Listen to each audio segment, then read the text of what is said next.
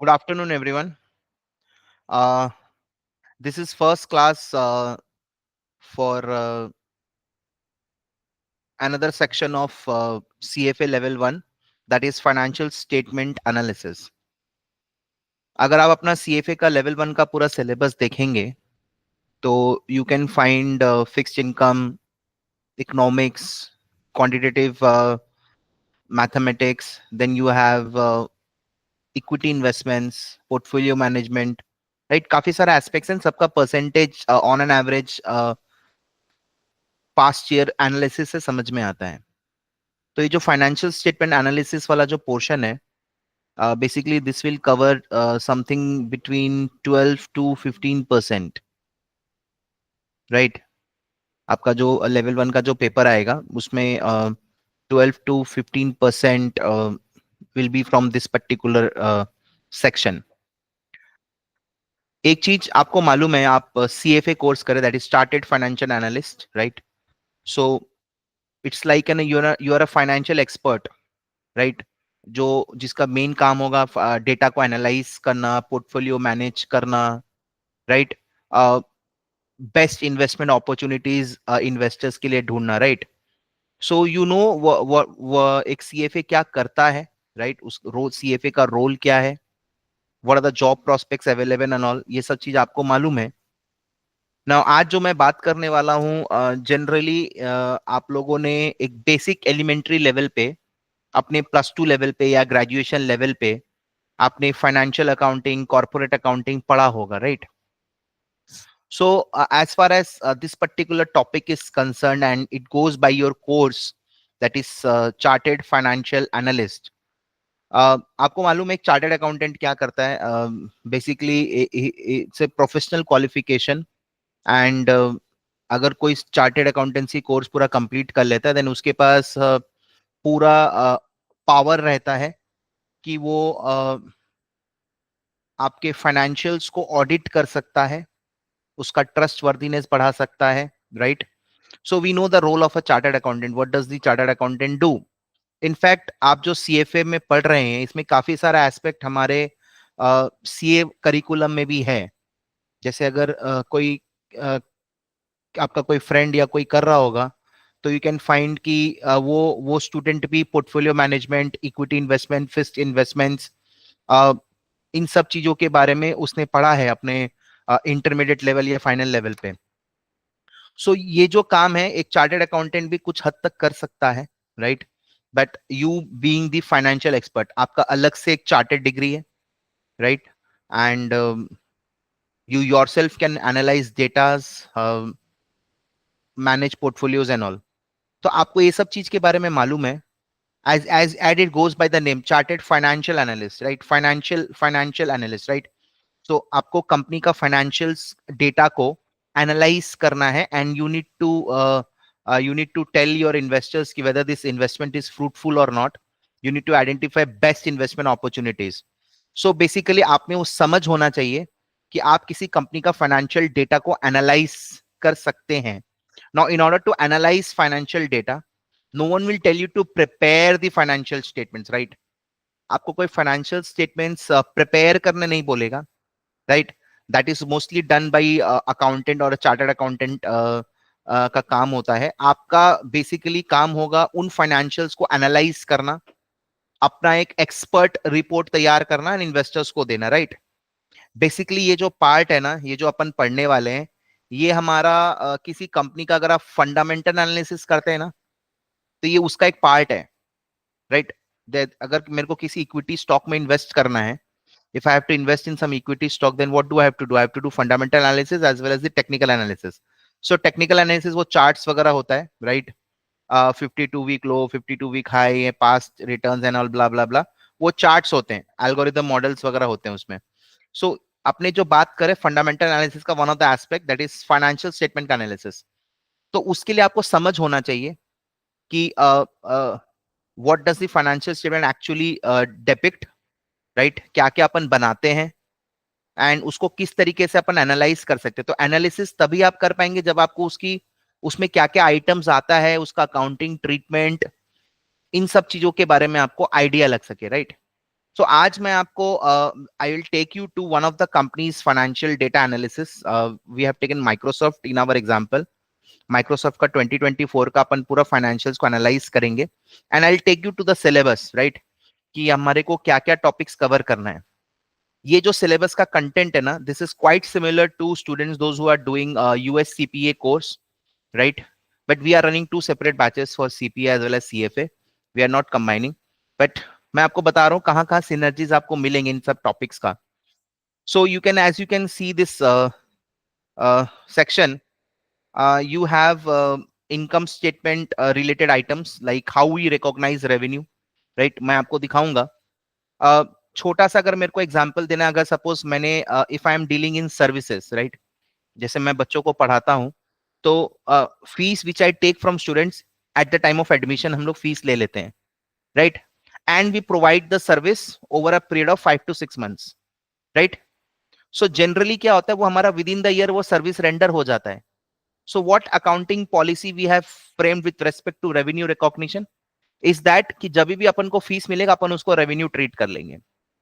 यही मान लो अगर मैं आपसे तीनों लेवल का, लेवल 1 2 3 का कॉम्पोजिट फीस ले लूं, सो राउंड अबाउट 2 years लगेगा तीनों को प्रिपेयर करवाने में. सो डोंट यू थिंक कि मेरे को some portion of revenue I should carry forward and show it as unearned, right. So ये कंप्लीटली मेरा रेवेन्यू रिकॉग्निशन पॉलिसी पे डिपेंड करता है कि what type of revenue recognition policy I have, right. तो this is also a very important topic of discussion, right. आपको मालूम होना चाहिए कि आप जिस कंपनी का फाइनेंशियल डेटा को एनालाइज कर रहे हैं, how that company is recognising revenue, right. Basically sales, जो इसका इनकम वाला जो पार्ट होता है ना, उसको किस तरीके से उन्होंने रिकॉग्नाइज किया, ये आपका सबसे बड़ा इंपॉर्टेंट एस्पेक्ट है, right. So if you talk about construction companies, अगर मैं construction companies के बारे में बात करूं तो you can see that generally a construction takes a long period of time to get completed, right. 4-5 साल लग जाता है construction company को अपना पूरा प्रोजेक्ट हैंडओवर करने में. तो उसको जो अल्टीमेटली बेसिकली अगर मैं लॉजिक से जाऊं, राइट, लॉजिक से काफी जन ने अपने ग्रेजुएशन लेवल पे सेल ऑफ गुड्स एक्ट पढ़ा होगा लॉ में, राइट. तो वहां पे लिखा है कि अगर रिस्क एंड रिवॉर्ड कस्टमर को ट्रांसफर हो गया है, in that case you can record it as revenue. तो इन केस ऑफ गुड्स, अगर मैं गुड्स बेच रहा हूं तो गुड्स के केस में क्या होता है, what happens in case of goods, goods के केस में क्या होता है, जैसे ही मैंने गुड्स कस्टमर को डिलीवर कर दिया तो immediately the risk and reward passes on to the buyer. So then and there I can record it as revenue.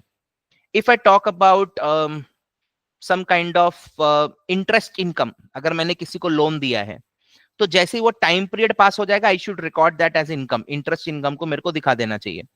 Now with respect to service it becomes a challenging job for us, right. Service के respect में ना एक challenging job हो जाता है, because अगर service हमने perform कर दिया within the year then कोई प्रॉब्लम नहीं है, अपन उसी साल अपन रेवेन्यू रिकॉर्ड कर लेंगे, रिकॉग्नाइज कर लेंगे. बट अगर मेरा service to be provided is for more than 1 year then it is quite logical, and अपन पढ़े हैं 11-12 में अकाउंटिंग में अक्रूवल बेसिस ऑफ अकाउंटिंग, वो क्लियरली यही बोलता है कि इनकम को तभी दिखाओ जब आपने सर्विस को परफॉर्म कर दिया है. If some part of the service is yet to be performed then in that case you should show it as unearned, that is pre received income, right. Insurance contracts में भी होता है, right. Suppose करो मैंने जुलाई में insurance company अपना revenue कैसे, इंश्योरेंस कंपनी के लिए insurance premium, right. If I talk about insurance company, insurance company के लिए insurance is income, right. Insurance premium is income.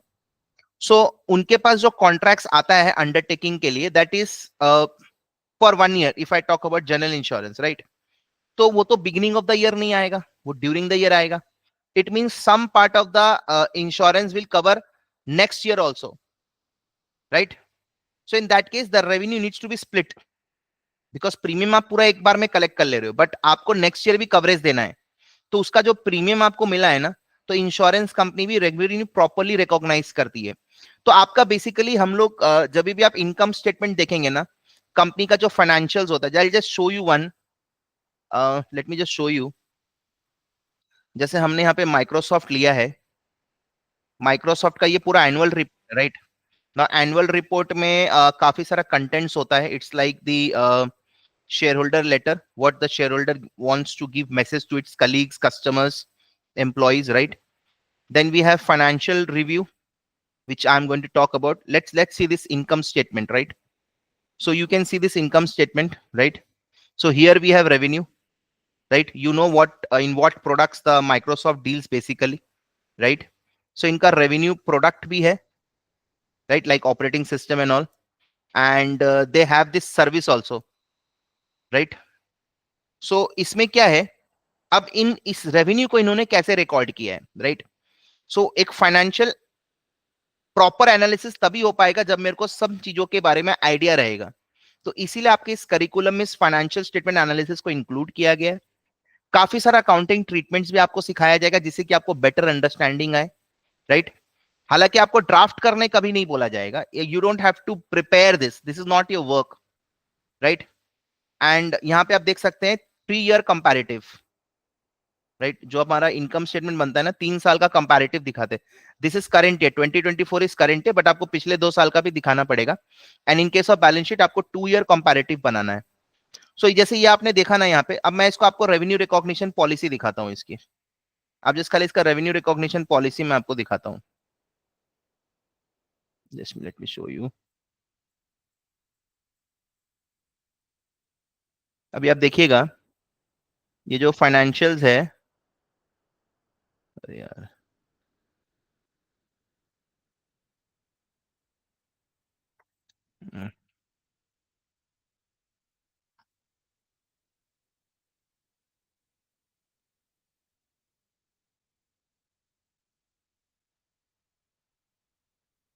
इधर नोट्स, नोट्स में आप देखिए सब चीज के बारे में, मतलब with respect to every items of financial सबका नोट्स दिया हुआ है, जिसे कि कोई भी बंदा अगर वो फाइनेंशियल एनालिसिस कर रहा है, राइट राइट, तो उसको मालूम होना चाहिए कि what type of accounting policy we had adopted in order to treat this item, right? तो जिन्होंने अकाउंटिंग किया है उनको मालूम है कि what is accounting policy, right? Basically अपन क्लोजिंग स्टॉक, अगर मैं क्लोजिंग स्टॉक की बात करूं, क्लोजिंग स्टॉक को generally we show at cost और market price whichever is lower, so this is a policy, right? तो इसी तरीके से with respect to lot of items we follow different accounting policies. तो जैसे मैंने नोट्स में आप देख सकते हैं, let us see this accounting policies, right? सब सारे आइटम्स के बारे में बताया हुआ है, right? I will show you this accounting policy now. Now ये अकाउंटिंग पॉलिसी जो होती है, आप जिस कंट्री का जिस कंट्री का कंपनी का आप अकाउंटिंग देख रहे हैं, वो हर कंट्री का अपना अपना अकाउंटिंग गाइडलाइंस होता है। जैसे if you talk about US, right, basically it's a US CFA course, right? So they follow GAAP, right? Accounting principle generally accepted in the United States of America, that is GAAP, right? जैसे अगर आप Indian company का accounting कर रहे हैं तो they will follow accounting standard issued by government of India, right? Obviously government of India खुद नहीं बनाता है स्टैंडर्ड, उन्होंने ये power institute of chartered accountants of India को दे दिया है, right? Now most of the foreign countries they follow IFRS, right? Because उनके पास अपना स्टैंडर्ड नहीं है, they don't have a proper accounting body set up in their country, so they can adopt IFRS. IFRS is a global accounting standard, right? So अगर आपके पास अपना नहीं है तो आप IFRS फॉलो कर सकते हो। तो इंडिया के पास अपना है, and similarly US has US gap.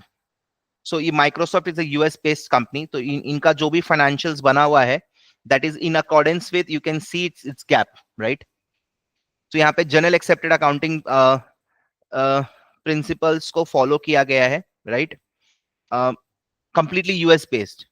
Now the problem will be कि अगर मान लीजिए हमारी कुछ कुछ कंपनी, जैसे कुछ कुछ इंडियन कंपनीज का एस्टैब्लिशमेंट बाहर भी है एंड उस कंट्री में IFRS चलता है, then Indian company will be in dilemma कि whether they should follow their own accounting standard और IFRS। तो इसीलिए इंडियन बॉडी ने और इंटरनेशनल अकाउंटिंग सेटर बॉडी ने they joint hands and they created one converged form of accounting standards for those companies who are operating in India as well as abroad. So उन्होंने क्या किया, उन्होंने बोला कि चलिए हम और आप मिलकर एक नया सेट ऑफ अकाउंटिंग प्रिंसिपल्स बनाते हैं क्योंकि हमारी कुछ कुछ कंट्रीज को दिक्कत आ रही है कि उनको क्या फॉलो करना चाहिए, right? Because again you need to draft your accounting statements, जो भी फाइनेंशियल स्टेटमेंट्स है, as per prescribed accounting rules, right? ये जो भी अकाउंटिंग पॉलिसीज आप अडॉप्ट कर रहे हैं ना, ये अपने मन से नहीं कर सकते आप, राइट? तो there has to be some proper accounting norms based on which you are going to prepare your financials. So उन्होंने दोनों ने मिलकर इंड एएस बनाया, इंडिया एएस, राइट? वैसे same approach they did with US also, but US said कि no, we don't want to join hands, let's make it very clear, right? तो यहाँ पे आप देख सकते हैं, तो इन्होंने गैप फॉलो किया है, राइट? US gap. तो आप किसी भी कंट्री में आप अकाउंटिंग कर सकते हैं, बिकॉज मोर और लेस सभी कंट्री का अकाउंटिंग जो नॉर्म्स होता है ना, वो एक सर्टेन प्रिंसिपल पे बेस्ड है।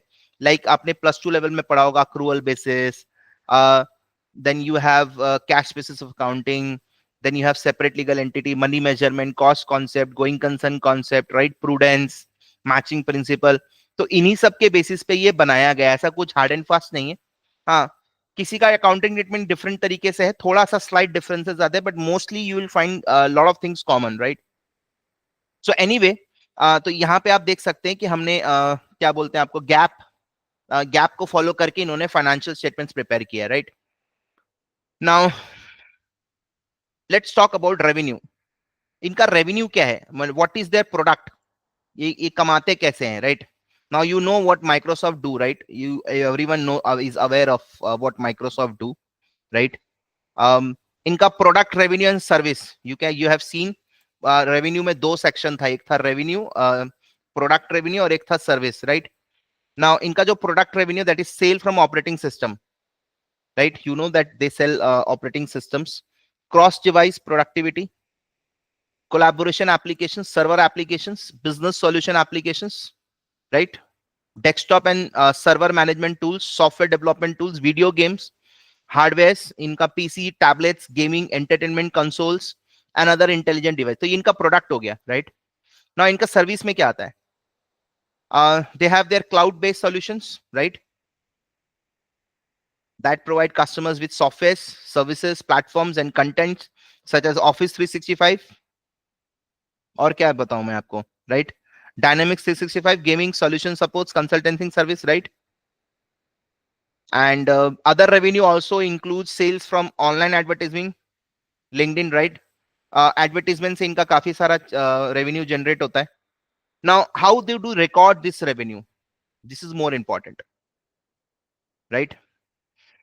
ये तो रेवेन्यू हो गया इनका. नाउ इनका रेवेन्यू रिकॉग्निशन पॉलिसी, तो जो भी फाइनेंशियल डेटा को एनालाइज कर रहा है, तो उसको एक बेटर क्लैरिटी मिलेगी कि हाउ दे हैव रिकॉर्ड. जैसे हम लोग तो सिंपल, हम लोग क्या करते हैं, अपन सिंपली, हमारा अप्रैल में जो एडमिशन होता है, राइट? अप्रैल में जो एडमिशन होता है वो सितंबर के लिए होता है, और अक्टूबर में जो एडमिशन होता है वो मोटा मोटे अप्रैल के लिए होता है. तो अपन क्या करते हैं, सिंपली जब भी अपन को फीस मिलता है ना, अपन उसी समय उसको रेवेन्यू रिकॉर्ड कर लेते हैं, right? In case of service. Product में तो कोई दिक्कत ही नहीं, मैंने आपको बताया, जब रिस्क एंड रिवॉर्ड कस्टमर को ट्रांसफर हो जाए, then and their revenues recognise, right? So यहाँ पे देखिए क्लियर लिखा है, revenue is recognized upon transfer of control of promised product, in case of product, right? Like operating systems or services to customer in an amount that reflects the consideration. हाँ, ये एक और एक इंपॉर्टेंट पॉइंट है. आपने service perform कर दिया and consideration is uncertain, कि आपको नहीं मिलेगा, प्रोबेबिलिटी है कि आपको नहीं मिलेगा, then in that case you cannot record a revenue. You can only recognize a revenue when collectibility is not in question. अगर कलेक्टिबिलिटी क्वेश्चन में रहेगा तो ना रेवेन्यू रिकॉर्ड नहीं कर सकते, right?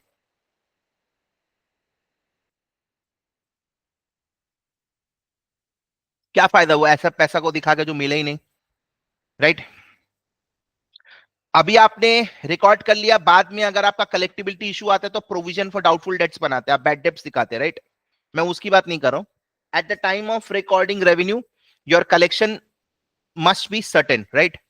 So revenue is recognized upon transfer of control of promised products, right? That reflects the consideration we expect to receive. Mark my words, we expect to receive, right? Now, इसमें क्या होता है ना, काफी सारा हमारा जो कॉन्ट्रैक्ट्स होता है कस्टमर के साथ में, वो प्रोडक्ट और सर्विस का होता है, राइट। जैसे सपोज सिंपल में मैं बात बताता हूं, हम लोग स्टूडेंट्स को मटेरियल देते हैं, राइट। हम लोग स्टूडेंट्स को अपना कुछ रिसोर्सेज प्रोवाइड करते हैं, compiled resources, right. And we are not selling that separately. तो यहाँ पे एक प्रोडक्ट भी इन्वॉल्व है एंड एक सर्विस तो ऑब्वियसली इन्वॉल्व है, मैं पढ़ा रहा हूं। नाउ टेल मी, क्या मेरे को बाइफरकेट करने का दरकार है? No, because my product is not separable from the service. ये इंटीग्रेटेड पैकेज में जाता है। स्टूडेंट बोला सर आप 2000 कम ले लीजिएगा, बुक्स मत दीजिए। नहीं, हम लोग का वैसा होता ही नहीं है। सर मेरे को ना क्लास नहीं चाहिए, मेरे को बुक्स दे दीजिए अलग से, हम लोग का नहीं होता। इसका मतलब हमारा सेपरेबल नहीं है। लेकिन काफी सारे कॉन्ट्रैक्ट्स में प्रोडक्ट भी होता है एंड सर्विस होता है 2-3 साल का या सिंगल ईयर का, राइट। जैसे आप एसी खरीदते हो, 3 सर्विस फ्री देता है वो लोग। आप एएमसी भी ले सकते हैं अलग से। तो आपने जो एसी खरीदा उसमें 3 सर्विस जो फ्री है, वो उसका इंटीग्रेटेड पार्ट हो गया, राइट। सारे एसी में इनबिल्ट है वो।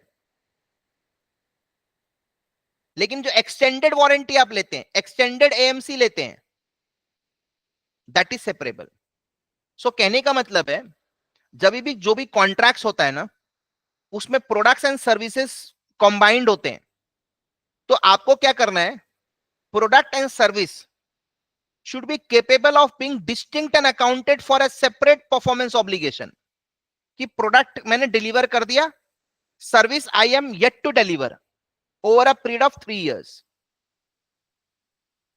Getting my point? तो मैं कंसिडरेशन को सेपरेट करूंगा, एलोकेट करूंगा। ये सब मैं आपको पढ़ाऊंगा, राइट। मैं जस्ट आपको एक जीस्ट दे रहा हूं आज। I am just analysing the financial statement of Microsoft, right. मैंने आपको जस्ट आज माइक्रोसॉफ्ट का फाइनेंशियल स्टेटमेंट जस्ट खाली प्रेजेंट किया है।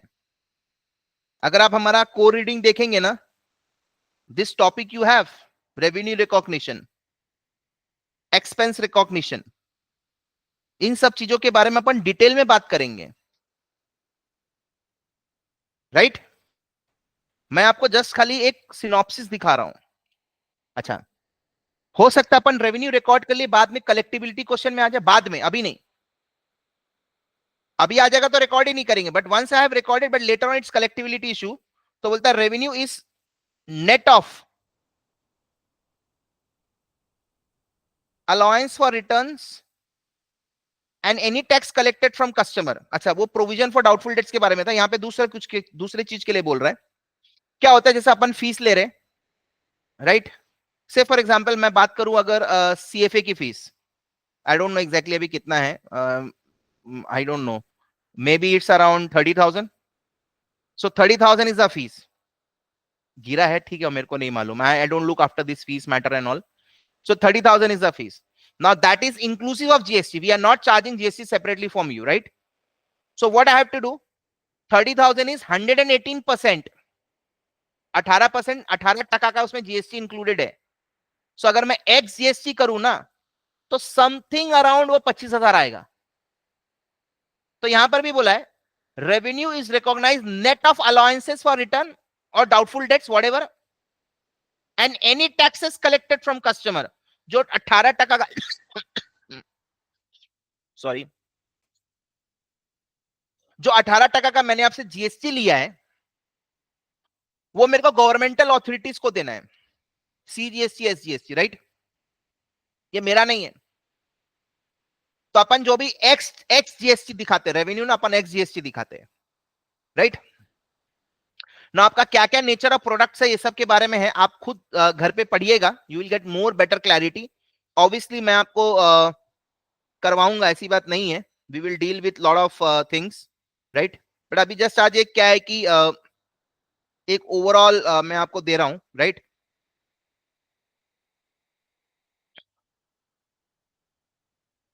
यहाँ पे देखिए जो मैं आपको बताया ना,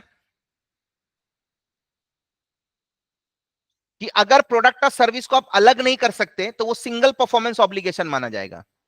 वहां पे क्या था, सेपरेट परफॉर्मेंस ऑब्लिगेशन और सिंगल परफॉर्मेंस ऑब्लिगेशन।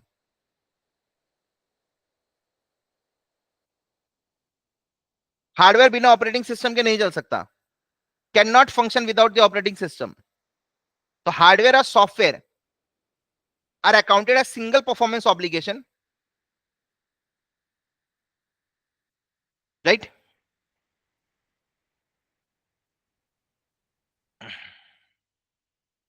आज अपन एसी खरीदते हैं, उसमें 3 सर्विस फ्री रहता है, कोई अपने घर से थोड़ी देगा। इसका मतलब इस एसी का प्रोडक्ट में वो 3 सर्विस का पैसा भी इंक्लूडेड है, but it's not separable, it's mandatory, right.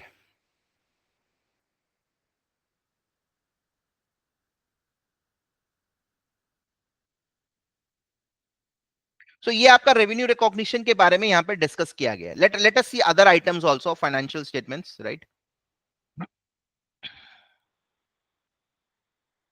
Let's see income statement, right. तो ये हमारा रेवेन्यू आ गया। Then cost of revenue, right. ये जो मैंने जो ऑपरेटिंग सिस्टम आपको बेचा, उसको बनाने का क्या खर्चा लग रहा है, that is cost of revenue, means cost of production, right. Cost of product as well as cost of providing service. तो ये total revenue minus cost of revenue, this gives me gross margin. ये मेरा gross margin है। उसके बाद मेरा other expenses like research and development cost, right. जहां software involve होगा वहां रिसर्च तो होगा ही होगा, तभी ना एक नया प्रोडक्ट सामने आएगा, राइट। सेल्स एंड मार्केटिंग के बिना क्या होता है, general administrative, these are the 3 other expenses, right, apart from production related expenses. Then we get operating income, and operating income के साथ we have other income oblique expense, like there might be some investments which we have done, तो उसका dividend income, interest income, right. I'll just show you what we have in other income. हमने किसी किसी company का डेप्ट investments में पैसा लगाया है, सो किसी कंपनी का इक्विटी इन्वेस्टमेंट्स में पैसा लगाया है, right.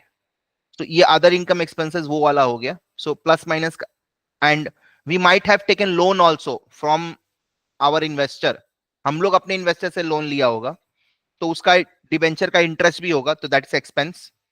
So we have income before income taxes, and then we have provision for tax. So ये प्रोविजन फॉर टैक्स का कैलकुलेशन भी अपन सीखेंगे, राइट। Then we have net income, and this is one of the important financial information which needs to be disclosed to the investors, कि as to what is the earning per share, right। ये भी हमारे discussion में, I'll just show you once, आप देख सकते हैं।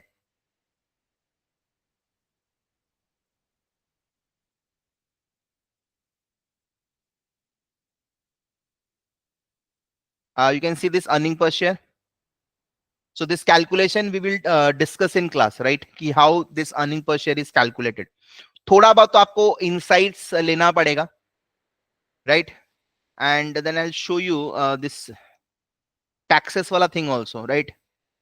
We have, see this taxes, analysis of income tax, right. So a lot of things we are going to discuss, right, in while we go through this section discussion, right. काफी सारे चीजों के बारे में अपन को बात करना है. So this is a important ratio, you can say, right. This is one of the most important ratio which needs to be discussed on the face of PL, right. This is the PL, on face of it you need to disclose. So I'll explain you the meaning when we deal with EPS, earning per share, right. So this is the speed of earning per equity share, how much we have actually earned. So you can see it's growing over the years, right. It has grown as if you see last to last year and last year, it was almost same, 9.7 and 9.72, but this year it has increased. Now you can see that despite revenue उतना ज्यादा बढ़ा नहीं है, service का revenue थोड़ा सा बढ़ा है, right. Gross margin has increased because revenue has increased, so which has resulted in this earning per share growth, right. इसका कैलकुलेशन मैं आपको बताऊंगा, right. And then we have this comprehensive income statement, basically ये other income होता है। ये वाला जो इनकम स्टेटमेंट है ना, ये वाला जो इनकम स्टेटमेंट है, ये सब मेहनत का पैसा है, ये सब मेहनत का पैसा है, ये सब प्रोडक्ट सर्विस बनाकर, सर्विस प्रोवाइड कर कर बेच के कमाया हुआ पैसा है, राइट। नाउ ये जो इनकम्स है ना, कॉम्प्रिहेंसिव इनकम, ये वाला अदर कॉम्प्रिहेंसिव इनकम वाला जो पार्ट है, this part, right. So this part is basically हमारा कुछ इन्वेस्टमेंट्स है, हमारे कुछ एसेट्स है, उनको हमने रिवैल्यू किया है। रिवैल्यू मींस उसकी वैल्यूएशन हमने चेंज की है, तो उसके कारण हमारा प्रॉफिट लॉस थोड़ा सा बढ़ेगा। सपोज मेरे पास एक जमीन है, पुराना जमीन, right, I have some old land with me, जिसको मैंने 10 लाख में खरीदा था आज से 25-30 साल पहले, लेकिन आज उसकी वैल्यू है 5 crore. So the moment I revalue this from 10 lakh to 5 lakh, 5 crore sorry, 10 lakh से जैसे मैं 5 करोड़ में दिखाऊंगा, तो 4 करोड़ 90 लाख का मेरे बुक्स में एक प्रॉफिट आ जाएगा। But that profit is realised और अनरियलाइज्ड, ये बेसिकली अनरियलाइज्ड होते हैं, इसलिए इनको सेपरेटली डिस्क्लोज किया जाता है, और अर्निंग पर शेयर की कैलकुलेशन में भी इनको नहीं लिया जाता है, right. So with respect to investments, investments हम लोग हर साल रिवैल्यू करते हैं, right. There are various types of investment, we are going to deal with that also, right. अलग अलग टाइप के इन्वेस्टमेंट्स होते हैं। With respect to derivative instruments, derivatives are every year they are revalued, right? And there are some translation adjustment you can see. Basically क्या होता है कि अगर आपने कोई foreign loan लिया है, so foreign loan is payable in dollar terms, right? जैसे सॉरी ये यूएस बेस्ड कंपनी है, सपोज आपने कोई यूरोपियन बैंक से लोन लिया है, माइक्रोसॉफ्ट ने किसी यूरोपियन बैंक से लोन लिया है, तो that has to be repaid in euro, right. So anyway, at year end, the dollar euro rate might change, जिसके कारण अगर मैं ईयर एंड में ये लोन को चुकाऊं, तो मेरे को कुछ ज्यादा या कम चुकाना पड़ सकता है at as per year end rate, right. तो इसीलिए वो फ्लक्चुएशंस को भी हमको यहां दिखाना है। तो काफी सारा आइटम्स है, we are going to deal with it, right. I think ये हमारे करिकुलम में होगा। Basically other comprehensive income, no problem, it's part of this income statement, right. ये इनकम स्टेटमेंट का पार्ट है। So once we are going to deal with income statement, तो उसमें अपन को कवर कर लेना है इसको, राइट। सो काफी सारा चीज के बारे में आपको आइडिया मिलेगा, राइट। हम लोग आपको प्रोवाइड करेंगे, राइट। एंड ये तो मैं आपको जस्ट खाली आ जाएगा, आपको बेसिक आइडिया दे रहा हूं, बट मेजरली आप कब सीखेंगे, जब आप in depth, when you go in depth into the each topic, right. जब आप हर एक टॉपिक के बारे में इन डेप्थ एनालिसिस करेंगे ना। So as of now simple समझो, ये रियलाइज प्रॉफिट्स है, ये सब, these are all realise profits, right. ये सारे के सारे रियलाइज प्रॉफिट्स हैं।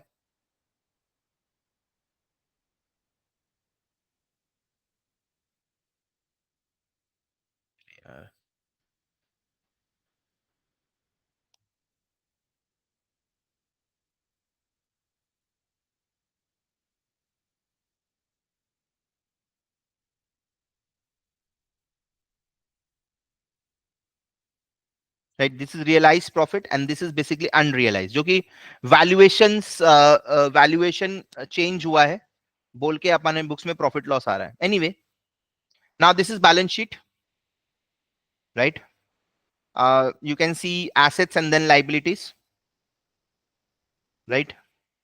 Now assets में भी इन्होंने लिक्विडिटी बेसिस पे बनाया है, क्योंकि करंट एसेट सबसे ऊपर आ रहा है and cash is on top. Balance sheet का जो मार्शलिंग होता है ना, वो दो तरीके से होता है, एक परमानेंस के बेसिस पे और एक लिक्विडिटी के बेसिस पे। अगर आप किसी बैंकिंग कंपनी का बैलेंस शीट देखेंगे ना, then you will be shocked, they are following hybrid marshalling. जैसे कि उनका जो एसेट्स होता है ना, उन एसेट्स में they are following liquidity and liability में दे आर फॉलोइंग परमानेंस। तो जो लॉन्ग टर्म लाइबिलिटी होती है ना, उसको लोग सबसे टॉप में दिखाते हैं, और जो शॉर्ट टर्म लाइबिलिटी वो नीचे आता है। लेकिन एसेट लिक्विडिटी के बेसिस पे बन रहा है, तो जो शॉर्ट टर्म एसेट्स है वो ऊपर आएगा एंड लॉन्ग लिव्ड एसेट्स नीचे आएगा, राइट?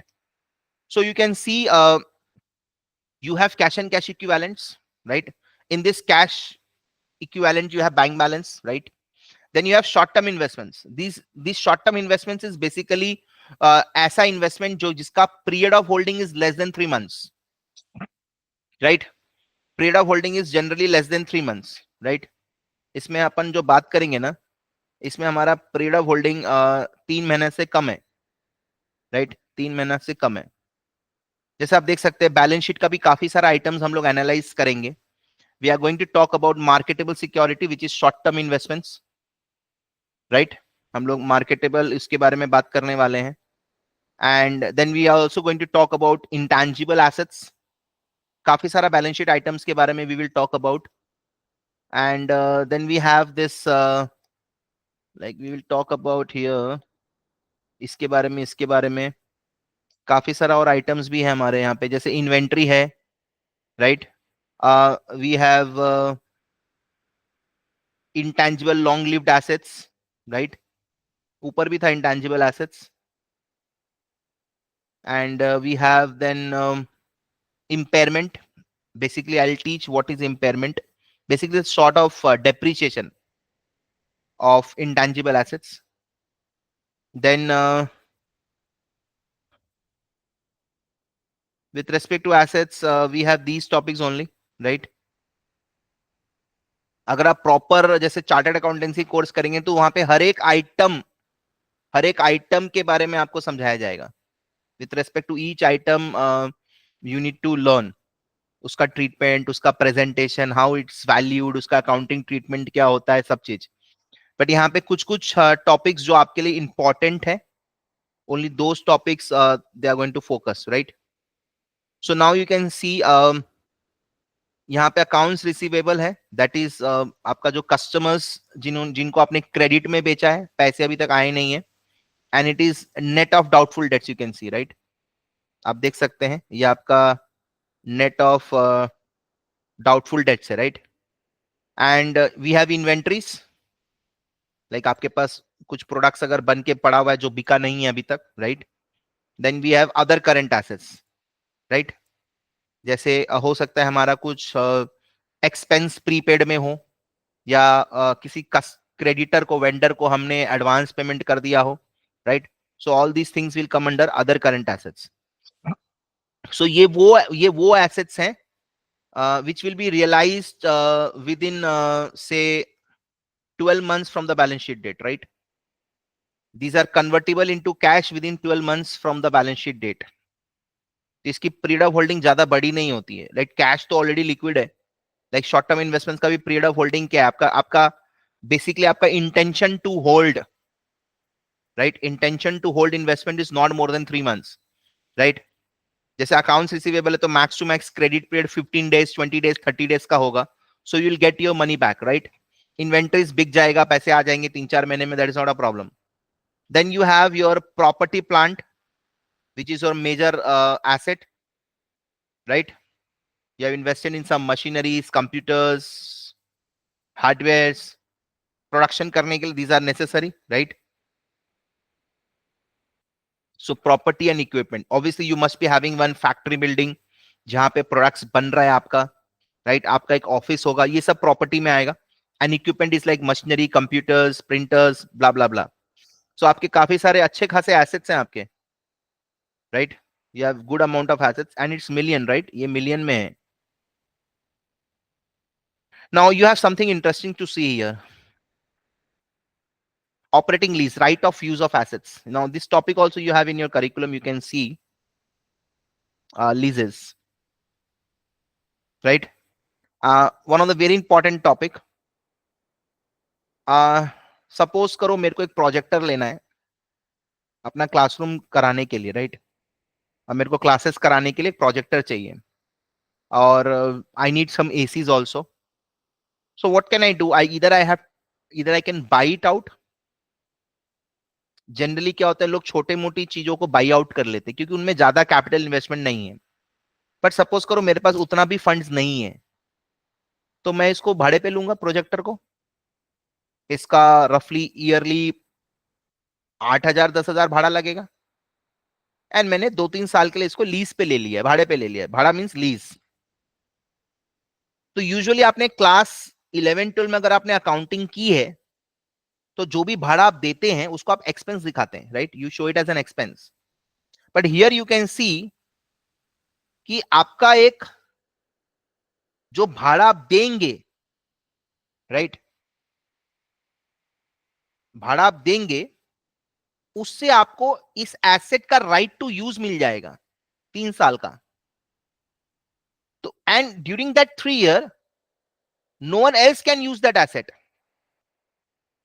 और किसी की ताकत नहीं उस एसेट को यूज करने के लिए। So in that particular scenario you can show it as an asset. So basically ये जो आप भाड़ा लेते हैं ना चीजों को, इसमें दो टाइप का होता है, एक होता है फाइनेंस लीज, एक होता है ऑपरेटिंग लीज। यूजुअली अपन फाइनेंस लीज को अपन एसेट दिखाते थे because there is one accounting policy that is substance over form. कहने का मतलब है, सपोज मैंने तुमसे भाड़े पे लिया है, right, I have taken it on rent from you, तो तुमने खरीदा होगा तभी ना तुम मेरे को भाड़े पे दोगे। तो तुमने सपोज करो तुमने जो एसेट खरीदा है उसकी लाइफ है 10 साल, राइट, तुमने मेरे को भाड़े पे दे दिया। अच्छा, तुमने मेरे को 10 साल के लिए भाड़े पे दे दिया, राइट। तो ये जो टेनेंसी का जो पीरियड होता है इसको अपन बोलते हैं लीज टर्म। एंड तुमने जो एसेट खरीदा है उसकी यूजफुल लाइफ क्या है, 10 ईयर्स। लीज टर्म क्या है, 10 ईयर्स। तो यहां पे कहीं ना कहीं आप देख रहे हैं कि जो लीज टर्म है that is majority of the asset life. Asset का लाइफ जो 10 साल है, लीज टर्म उतना ही है। इसका मतलब 10 साल बाद मैं तुमको ये एसेट अगर लौटा भी दूं तो तुम्हारे किसी काम का नहीं है ये, तुमको कबाड़ी में फेंकना पड़ेगा। तो इस टाइप का जो रेंट एग्रीमेंट होता है इसको अपने फाइनेंस लीज बोलते हैं। तो यहां पे सब्सटेंस देखा जाएगा, मेरा अपना नहीं है, बट लीज टर्म को देख के यही समझ में आ रहा है कि इसके बाद ये जो जो लीज आउट करता है ना उसको बोलते हैं लेसर, और जिसने लीज पे लिया है लेसी। जैसे मैं यहां पे लेसी हूं, I have taken it on lease, मैंने लीज पे लिया है। तो फाइनेंस लीज में क्या होता है, जब आपका लीज टर्म एसेट लाइफ के बराबर होता है, तो इसका मतलब through out this asset life 10 साल, क्या और कोई दूसरा यूजर है, नहीं, आप ही है, क्योंकि 10 साल आपके पास ही है। सब्सटेंस ओवर फॉर्म, आपका पास ओनरशिप नहीं है, but still you will be regarded as deemed owner because no one else can use it post expiry of lease term. तो इसीलिए वहां पे बोला जाता है कि आप इसको एज एसेट दिखाएंगे। और एसेट क्या प्राइस पे दिखाएंगे, जो भी आप लीज रेंटल पेमेंट करने वाले उसका फेयर वैल्यू निकाल लीजिए, present value, time value of money use करके, that is the value of leased asset जो आपने लीज में लिया है, asset under lease. Same is case with operating lease. 10 साल एसेट लाइफ है बट आपने 3 साल के लिए लिया, ठीक है, आपने 3 साल के लिए क्या दिक्कत है, आप उसको तब तक तो एसेट दिखा सकते हैं ना। तो इसलिए यहां पे राइट ऑफ यूज एक एसेट दिखाया हुआ है, देखो। सिमिलरली जो आपको लीज रेंटल देना है, आपको लीज रेंटल भी तो देना है ना, जो भाड़ा, राइट, उसको आप लाइबिलिटी दिखा दीजिए, ऑपरेटिंग लीज लाइबिलिटी।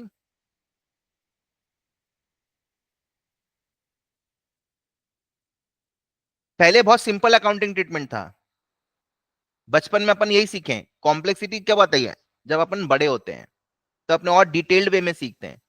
पहले अपन जो भाड़ा दिया, forget about right to use asset, भूल जाओ। जो अपन ने भाड़ा दिया ना, स्ट्रेट अवे रेंट एक्सपेंस को डेबिट करते थे, कैश को क्रेडिट कर देते थे। This is what we used to do. Now it's not like this. Right to use asset, debit, lease liability credit.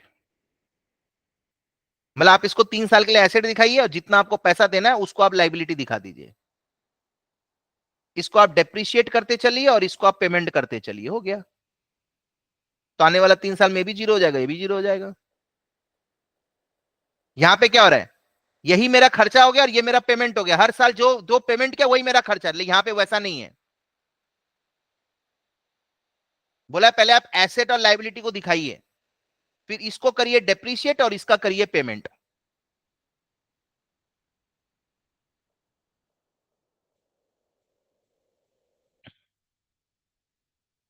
ये मैं सिखाऊंगा आपको, चिंता वाली कोई बात नहीं है। This topics will be dealt in detailed, just मैं आपको समझा रहा हूं। सो काफी सारा फाइनेंशियल आइटम्स जो आप देखेंगे ना, अगर आपको जब आप एनालिसिस कर रहे हो ना, तो यू नीड टू नो कि इसका वैल्यूएशन कैसे हुआ, इसका अकाउंटिंग ट्रीटमेंट क्या है। अभी मान लो यहाँ पे operating lease right of use of asset दिखा है, नीचे मैं लिख देता finance lease right of use of asset, तो आप बोलते सर ये दोनों में डिफरेंस क्या है। फाइनेंस लीज मतलब आप ही क्या समझ लो, मेजर टर्म आपके पास ही है। ऑपरेटिंग लीज मतलब you have it for some of the time of the asset life, and वो वापस लेके फिर और किसी को भाड़े पे देगा या आपका टेन्योर रिन्यू कर देगा। Anyway, then you have this equity investment, you can see, आप देख सकते हैं यहाँ पे इक्विटी इन्वेस्टमेंट है, राइट। नाउ इन्वेस्टमेंट्स, ये आपका टॉपिक में भी है, you have investments, fixed income, you have then you have equity investments. Equity investments आपका अलग से भी है, देखिए आप, राइट। ऑब्वियसली यहाँ पे अकाउंटिंग ट्रीटमेंट डिस्कस नहीं होगा, बेसिकली इसमें अलग ही चीज डिस्कस होने वाला है, right. And when we talk about accounting treatment, तो ये फाइनेंशियल स्टेटमेंट एनालिसिस वाला पार्ट में ही आएगा आपका, right.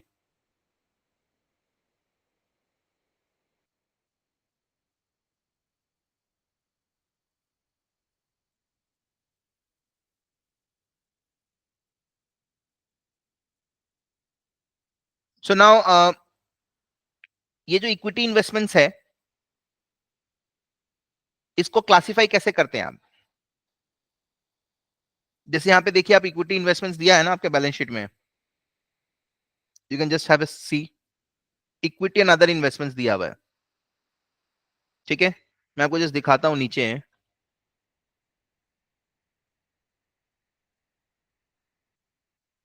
You can see this research and development, right, जो ऊपर में हमारा इनकम स्टेटमेंट में था ना,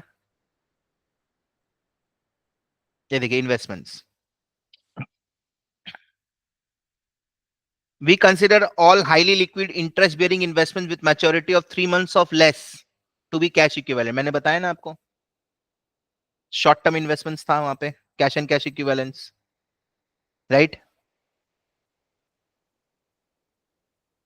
मतलब 3 महीने वाला कैश इक्विवेलेंट में चला गया, और 3 से 12 महीने वाला शॉर्ट टर्म इन्वेस्टमेंट में आ गया, और 12 महीने के ऊपर वाला लॉन्ग टर्म इन्वेस्टमेंट्स में आ गया, राइट। सिंपल क्लासिफिकेशन है। 0 to 3 months ये आपका कैश इक्विवेलेंस में आ गया, क्योंकि this is almost cash, right. और 3 से 12 महीना वाला आपका आ गया शॉर्ट टर्म इन्वेस्टमेंट्स में, और 12 महीने के ऊपर वाला आ गया आपका लॉन्ग टर्म इन्वेस्टमेंट्स। इस तरीके से इन्होंने क्लासिफिकेशन किया है, right. Like this they have done the classification. Now if I have investment इन डेप्ट, डेप्ट को आप 3 तरीके से क्लासिफाई कर सकते हैं। एक होता है हेल्ड फॉर ट्रेडिंग, मतलब आज लिया कुछ दिनों में मैं बेच दूंगा। एक होता है held for maturity, held for maturity, मैं आज लिया हूं, डिवेंचर का लाइफ 5 साल है, मैं 5 साल बाद इसको रिडीम करूंगा, ओनली ऑन मैच्योरिटी। एक हो गया ट्रेडिंग, मैंने आज लिया कुछ दिनों में मैं बेच दूंगा, एक होता है मैच्योरिटी, और एक होता है available for cell, neither for trading nor held till maturity, मतलब आसपास बीच में बेचूंगा। तो इनका जो डेप्ट इन्वेस्टमेंट है सारा का सारा अवेलेबल फॉर सेल है, मतलब बीच वाला, neither for trading not till maturity, right. Debenture का लाइफ होता है ना 5 साल 6 साल, आपने किसी कंपनी का डिबेंचर सब्सक्राइब किया है, तो these are redeemable debentures, 5 to 6 years में सब रिडीम हो जाएगा, right. So when I talk about डेप्ट इन्वेस्टमेंट्स, तो यू नीड टू क्लासिफाई, आपने पैसे लगाए ना, आपको उसका अकाउंटिंग ट्रीटमेंट करना है, तो आप कैसे करेंगे। तो यहाँ पे वही बोला गया है, डेप्ट investments are classified as AFS, available for sale, right. और यहां पे जो भी वैल्यूएशन होता है ना, राइट, यहां पे वैल्यूएशन जो भी होगा वो अदर कॉम्प्रिहेंसिव इनकम में जाएगा। जैसे आप देख सकते हैं, मैंने आपको बैलेंस शीट दिखाया था, ये देखो यहाँ पे अदर कॉम्प्रिहेंसिव इनकम आपको दिखाया था ना, ये रहा। Net change related to investments, this is with respect to AFS, ये विथ रेस्पेक्ट टू एएफएस है।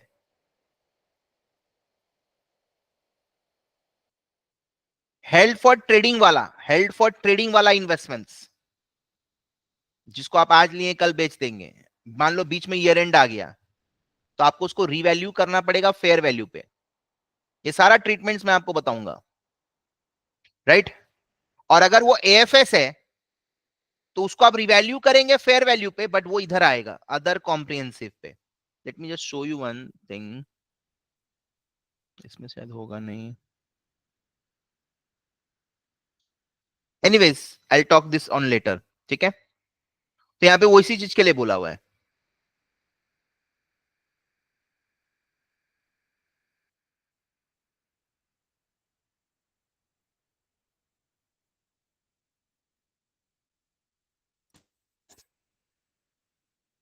Just have a reading,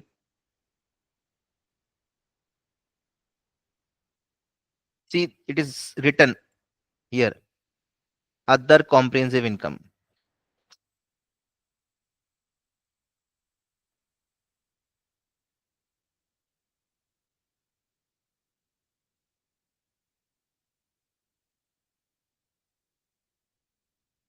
now equity investment is something different, is not classified based on how, what is your intention of holding.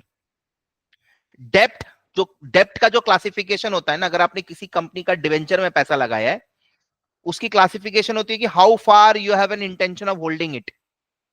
It's near future, that's held for trading, till maturity, it's held for maturity, held till maturity, और एक होता है available for cell. डेप्ट का 3 classification होता है। वैसे equity investments का it is not based on your intention, यहां पे टाइम पीरियड से कोई लेना देना नहीं है। बेसिकली यहां पे कंट्रोल देखा जाएगा। अगर आपका 0 से 20% कंट्रोल है तो उसकी ट्रीटमेंट ऐसे होगी। 20 to 50 है देन उसका ट्रीटमेंट अलग तरीके से होगा।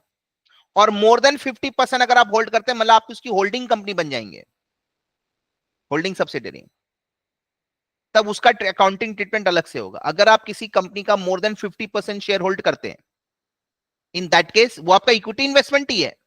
मतलब आपने किसी कंपनी का मोर देन 50% शेयर सब्सक्राइब कर लिया, तो आपको उसका बैलेंस शीट को अपने आप में इंक्लूड करके दिखाना पड़ेगा। उसका अकाउंटिंग ट्रीटमेंट ऐसे होता है।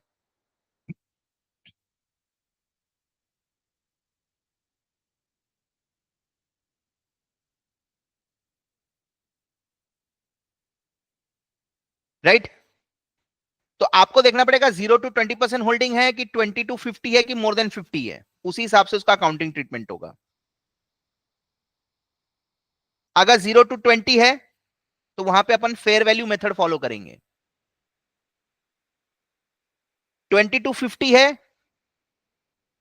तो अपन उसमें इक्विटी मेथड फॉलो करेंगे, और मोर देन 50 है then we'll go for consolidation. तो यहां पे जितना भी इक्विटी इन्वेस्टमेंट्स है 0 to 20 वाला है, इसलिए यहां पे लिखा है equity investments are measured at fair value. तो हर साल यहां पे फेयर वैल्यू में अपन मेजर करते हैं, और कोई भी डिफरेंस होता है ना वो ईपीएल में आता है, क्योंकि इक्विटी इन्वेस्टमेंट जिनको अपन फेयर वैल्यू पे दिखा रहे हैं, राइट, ये हमारा अदर कॉम्प्रिहेंसिव इनकम में नहीं जाएगा। रिमेंबर वन थिंग, ये हमारा अदर कॉम्प्रिहेंसिव इनकम में नहीं जाएगा। ये देखो, components of other income expenses. Other income में क्या आ रहा है? इंटरेस्ट डिविडेंड आ रहा है। ये मैंने ये क्या है? What is this? मैंने किसी कंपनी का डिबेंचर में पैसा लाया, डेप्ट इन्वेस्टमेंट्स था हमारा, मैंने इक्विटी इन्वेस्टमेंट्स किया है, तो इक्विटी इन्वेस्टमेंट से मेरे को डिविडेंड आएगा, डेप्ट इन्वेस्टमेंट से मेरे को इंटरेस्ट आएगा, ठीक है। ये मैंने बोरो किया है, this is my interest expense, ये मेरा इंटरेस्ट एक्सपेंस है। अगर मैंने किसी से लोन लिया तो मेरे को भी तो ब्याज देना पड़ेगा। नेट रिकॉग्नाइज्ड गेन और loss on investment, recognise gain and loss on investment. ये देखो, हो सकता है मैंने कोई इन्वेस्टमेंट बेचा हो ड्यूरिंग द ईयर, हो सकता है मैंने इक्विटी इन्वेस्टमेंट्स को फेयर वैल्यू में दिखाया हो, क्योंकि वहां पे लिखा है इक्विटी इन्वेस्टमेंट्स को अगर आप फेयर वैल्यू पे दिखाएंगे तो वो वाला गेन लॉस यहां पे आएगा, लेकिन डेप्ट इन्वेस्टमेंट्स को रिवैल्यू करूंगा, वो वाला gain loss other comprehensive income में जाएगा। Are you getting my point? तो इस तरीके से यहां पे पूरा बाइफर्केशन किया हुआ है।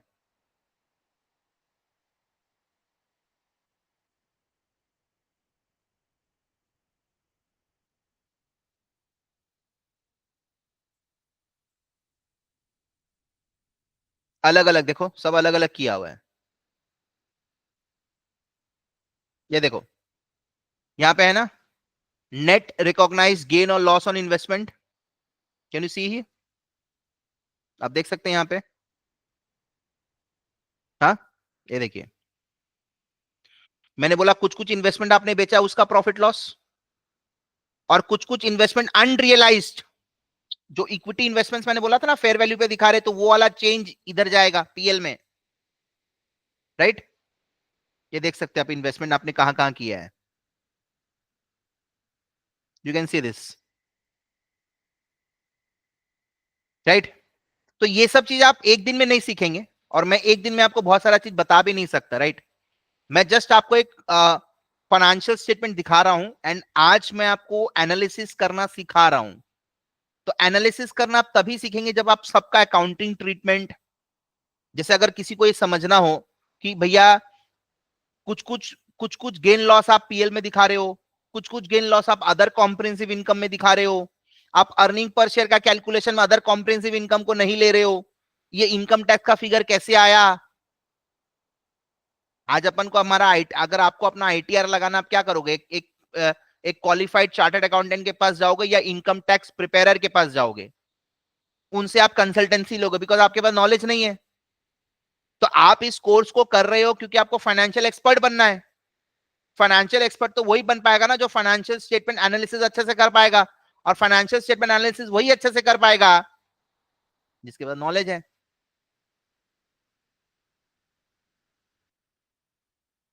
राइट? तो इन सब चीजों के बारे में आपको बहुत ध्यान देना है, राइट? ये आपका एक एक आइटम आपके लिए इंपॉर्टेंट है। Goodwill itself is a huge thing. क्या होता है ये? क्या होता है गुडविल? What is goodwill? अगर कोई बोलेगा गुडविल क्या है, अगर आप बचपन में सीखेंगे ना, goodwill is the reputation of the firm. अरे काय का रेपुटेशन भैया? गुडविल का एक्चुअल मीनिंग होता है फ्यूचर एक्सपेक्टेड प्रॉफिट। सपोज करो मैंने किसी कंपनी को खरीदा है, उस कंपनी को खरीदा है, उस कंपनी को खरीदते ही मेरा प्रॉफिट्स में इन्फ्लेशन आएगा, मतलब मेरा प्रॉफिट्स ग्रो करेगा, राइट? प्रॉफिट्स में इन्फ्लेशन है मतलब प्रॉफिट ग्रो करेगा। अगर मेरा प्रॉफिट ग्रो करेगा, right, so that's the expectation from this particular merger.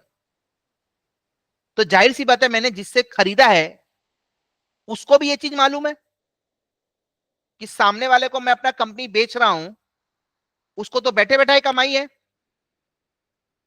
लेकिन इसका नींव किसने बोया? The company who is selling it. तो इसीलिए क्या होता है, जब वो अपना कंपनी बेचता है ना, तो वो तुमसे कुछ एक्स्ट्रा डिमांड करेगा, बिकॉज उसको भी मालूम है कि this part belongs to me. अगर आज मैं ये कंपनी नहीं बेचता तो इसका मजा मैं लेता फ्यूचर में, and there is a good synergy which he will have by purchasing me, तो he need to share some with me also, क्योंकि इसकी बुनियाद मैंने बिछाई है, खून पसीना से इसको सींचा मैंने है। भैया आप 10 रुपया में गमला खरीद के लाते हैं, मैं आपको सिंपल सा उदाहरण देता हूं। बेबी प्लांट, आप एक छोटा सा प्लांट खरीद के लाते हैं, आपने पॉट खरीदा, राइट? उसको आपने बढ़िया से बाहर में डिजाइन कर लिया, राइट? एंड उस पे उस प्लांट को आपने रखा, डेली आप उस पे खाद डाल रहे हैं, राइट? एंड उसको आप वाटर कर रहे हैं, उसको अपने बच्चे की तरह उसका ख्याल रख रहे हैं। आज जाके वो अच्छा खासा बड़ा हो गया एंड वो फल देने लगा, राइट? आज वो जाके अच्छा खासा बड़ा हो गया और वो फल देने लगा। अब बताइए, आप क्या उसको 10 रुपए में बेचेंगे? मैं आपसे पूछता हूं, जनता ये सवाल आपसे है? नहीं, ऑब्वियसली नॉट। सर इसमें मेरा मेहनत इंक्लूडेड है, मैंने इसको अपने बच्चे की तरह देख रेख किया है, मैंने बीच में जो खाद खरीदा था, जो मेडिसिन खरीदा था, उन सब चीजों से मैंने इसको बड़ा किया, तब जाके आज इतने मीठे फल आ रहे हैं इस पे। 50,000 रुपए लगेगा सर, चीज तो 10 रुपए की है। मेहनत आपको मैं रेडी दे रहा हूं, राइट? थोड़ा सा तो मेरे को दो। और तुम्हारे तो रेगुलरली है, पहली बार जब तुम फल काटोगे तो तुम्हारा पैसा रिकवर हो जाएगा, उसके बाद रेडीमेड मिल रहा है तुमको। सो this is the concept of goodwill. तो अगर आप कोई भी मर्जर करते हैं, कुछ भी खरीदते हैं, व्हेन यू पे something extra apart from what you get, that is your goodwill. I just show you. अभी आप देख सकते हैं यहाँ पे गुडविल लास्ट ईयर कितना था, can you see here? 67,886 and has increase. It means आपने ड्यूरिंग द ईयर कुछ मर्जर्स किया होगा, हो सकता है। Let me just check for you. थोड़ा नीचे की तरफ आएगा,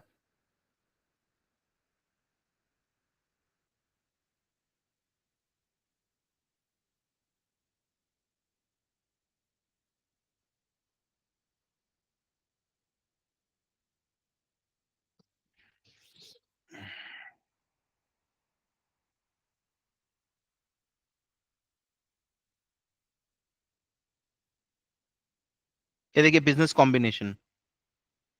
अक्टूबर 13 2023 को हमने एक्टिविजन ब्लिजार्ड 75.4 बिलियन में खरीदा है, ठीक है, consisting primarily of cash.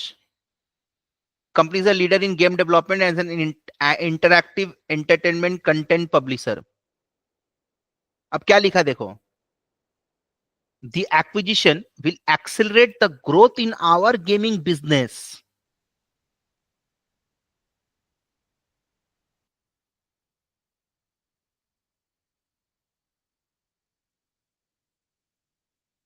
Right? तो हमने जो परचेज प्राइस जो एलोकेट किया है,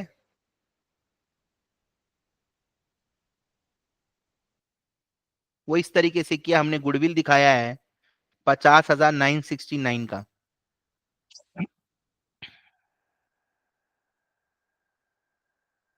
यहाँ पे देखो गुडविल क्यों दिखाया है, क्योंकि यहाँ पे लिखा हुआ भी है the goodwill was primarily attributed to increased synergy that are expected to be achieved from integration of this company.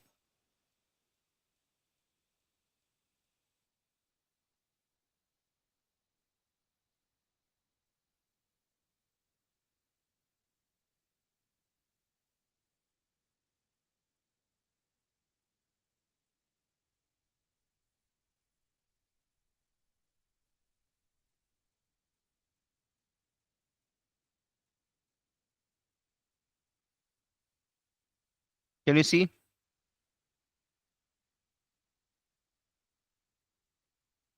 सो जो लास्ट ईयर का गुडविल था उसमें ये जोड़ दो,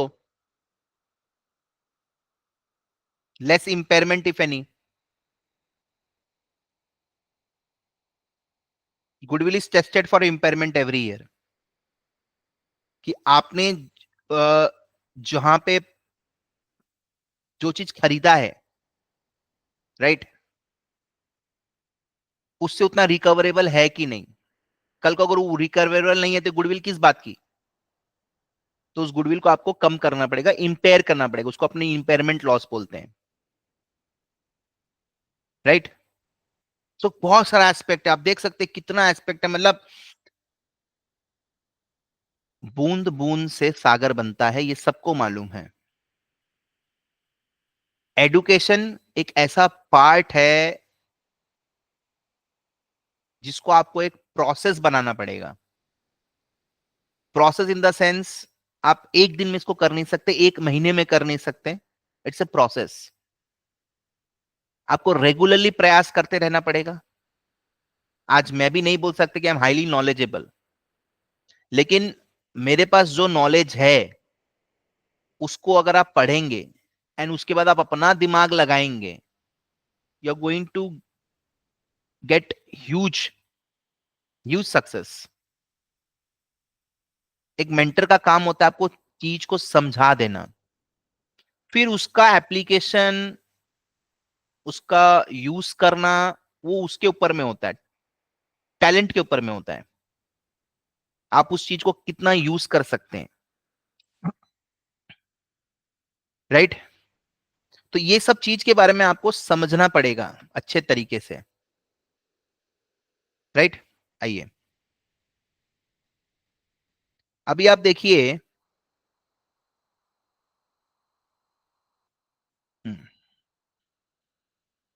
बैलेंस शीट में और भी बहुत सारे आइटम्स हैं। अगर मैं उन आइटम्स के बारे में बात करूं तो you can see other items also. Now you can see we have intangible assets, right? There are certain intangible assets, इसकी वैल्यूएशन आप देख सकते हैं, यहां दी है, नीचे पूरा स्टेटमेंट है उसका। Then we have other long term assets, इसमें भी बहुत सारे अदर लॉन्ग टर्म एसेट्स होते हैं। Now coming to liabilities, you have current liability, you have accounts payable, ये हमारे वेंडर्स हैं। Short term debts, current portion of long term डेप्ट, ये बहुत इंपॉर्टेंट है। करंट लाइबिलिटी क्या होता है? The one which is payable within 12 months from the balance sheet date. Current asset क्या होता है? The one which is realisable within 12 months from balance sheet date. तो मान लो 20 साल का लोन है, 20 साल का लोन है, you have see long term डेप्ट हियर, आप देख सकते हैं लॉन्ग टर्म डेप्ट है। Can you see long term डेप्ट? इस लॉन्ग टर्म डेप्ट का एक पोर्शन, आने वाला 12 महीना वाला किस्त, उसको आप current portion of long term बोल के दिखाएंगे। लोन 20 साल का ड्यू है, आने वाला नेक्स्ट 12 मंथ्स का जो किस्त है उसको आप यहां दिखाइए, उसके बाद वाला जो है वो आप नीचे दिखाइए। तो ये बाइफर्केशन करना बहुत जरूरी है, जिससे आपको एक्चुअल में मालूम चल जाए what is your current liability as of today.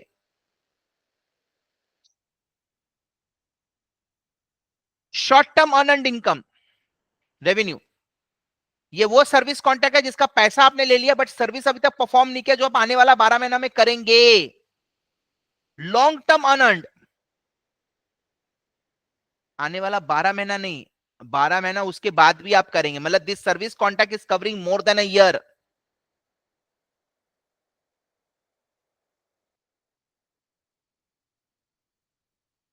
Accrued compensation, company अपने एम्प्लॉय को ईसॉप दे रही है, employee stock option purchase plan. Now ये क्या होता है? कंपनी का शेयर प्राइस का दाम है सपोज 50 रुपया, कंपनी अपने एम्प्लॉयज को बोल रही कि आप यहां पे 3 साल तक काम करिए, ठीक है, मैं आपको इस कंपनी का शेयर खरीदने का मौका दूंगा 20 रुपया में। तो अगर मैं आज के हिसाब से सोचूं, शेयर है 50 का, मैंने तुमको बोल दिया कि मैं तुमको खरीदने का मौका दूंगा 20 में, provided you work with me for 3 years। Let us assume कि 50 100 नहीं होगा आने वाला 3 साल में, 50 50 ही रहेगा। तो डोंट यू थिंक कि ये 3 साल बाद 50 का शेयर वो 20 में खरीदेगा? तो 30 रुपए का कंपनी को नुकसान है। तो ये जो लॉस होगा कंपनी को, जो एम्प्लॉय एक्सरसाइज करेगा आज से 3 साल बाद, इस लॉस को आपको आने वाला 3 साल में थोड़ा थोड़ा करके बुक कर लेना और लाइबिलिटी दिखाते चलना है, एक्रूड कॉम्पेंसेशन।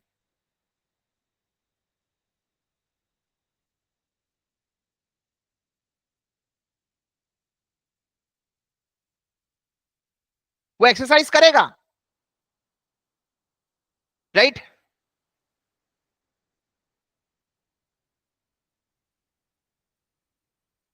इक्विटी, ये लाइबिलिटी सेक्शन हो गया, इसमें काफी सारे आइटम्स और भी है बट ठीक है, ये हमारा लाइबिलिटी सेक्शन हो गया, आप देख सकते हैं।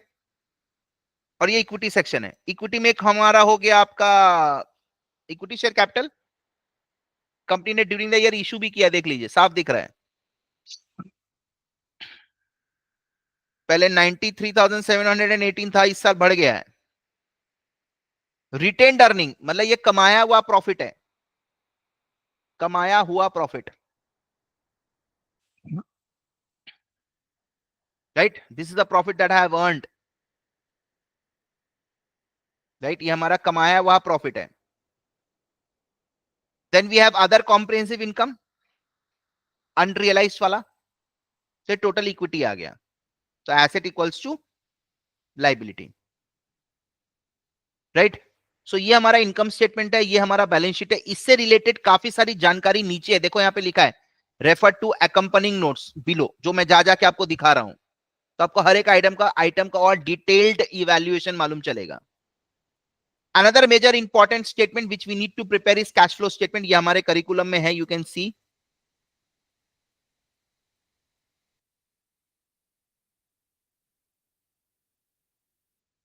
दिस इज वेरी इंपॉर्टेंट,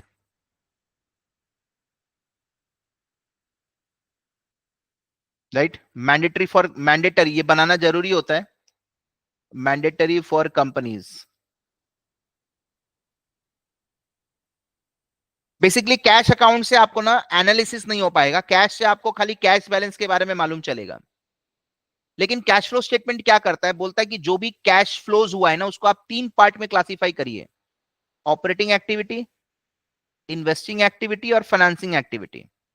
इससे आपको एक्चुअली मालूम चलेगा कि आपने जो कमाया है उसका आपने क्या किया. ऑपरेटिंग एक्टिविटी मतलब मेरी कमाई, और इन्वेस्टिंग एक्टिविटी मतलब आपने उस पैसे को कहां लगाया है, या आपने जो बोरो किया है. फाइनेंसिंग एक्टिविटी का कैश फ्लो मींस आपने शेयर इश्यू किया है, इस पैसे को आपने कहां इन्वेस्ट किया है. तो कैश फ्लो स्टेटमेंट से प्रॉपर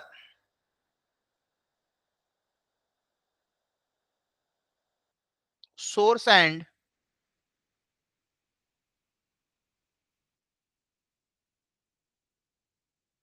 एप्लीकेशन ऑफ फंड्स के बारे में आइडिया लगता है,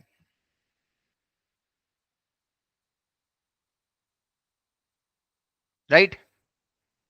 इसका 2 रीडिंग है, देखिए, cash flow 1, cash flow 2, right. जैसे इस कंपनी का आप देख सकते हैं, ये 2 तरीके से आप बना सकते हैं. डायरेक्ट मेथड होता है, इनडायरेक्ट मेथड होता है. ये इनडायरेक्ट मेथड से बनाया गया, मैं आपको समझाऊंगा, सब चिंता वाली कोई बात नहीं है, राइट. एनीवे आप देखिए नेट में, यू कैन सी कमाई हुई है हमारी, कैश में कमाई 118,548. This is cash flow from operations, लिखा है ना, देखिए cash flow from operations, can you see here, right. हालांकि हमारा इनकम कितना है 88,000, बट हमारा कैश फ्लो कितना है 1,18,000, मींस 30,000 मोर. एनीवे ठीक है. तो ये हमारा कैश फ्लो है. अब ये पैसे का हमने क्या किया, कुछ तो हमने लोन चुकाया, देखिए आप देख सकते हैं,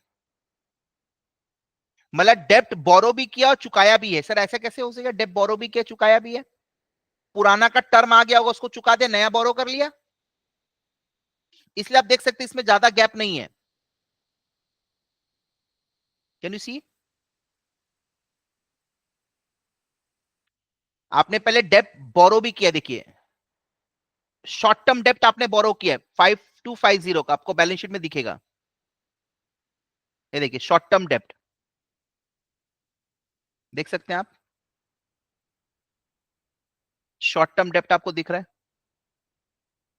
लॉन्ग टर्म डेप्ट में ज्यादा फ्लक्चुएशन नहीं है. शॉर्ट टर्म डेप्ट पिछले साल कुछ भी नहीं था, इस साल आपने बोरो किया है.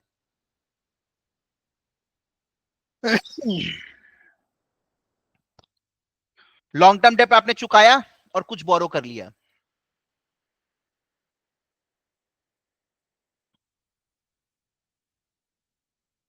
सर एक बात बताइए आप, जस्ट मैं खाली आपको पूछना चाहता हूं, मेरे I just got into my eyes this thing. Short term डेप्ट आपने कितना बोरो किया है 5250, कैन यू सी. लेकिन वहां पे it was showing something around 6,000 something, right. ऐसा क्यों हो सकता है, ये इशुएंस ऑफ डेप्ट में 3 to 9 months वाला भी हो, अरे लेस देन 90 days वाला तो शॉर्ट टर्म है ही ना, 3 to 9 months वाला इसमें हो, ठीक है। अभी आपने स्टॉक भी इशू किया, देखिए मैंने बोला ना इक्विटी बढ़ा है, कुछ आपने रीपर्चेज भी किया है,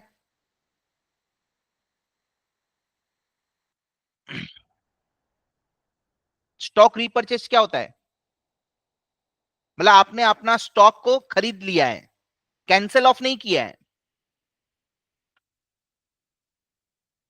ट्रेजरी स्टॉक, राइट। और आपने कुछ डिविडेंड्स भी दिया है, इसलिए आप देख सकते हैं आपका 88,000 का प्रॉफिट था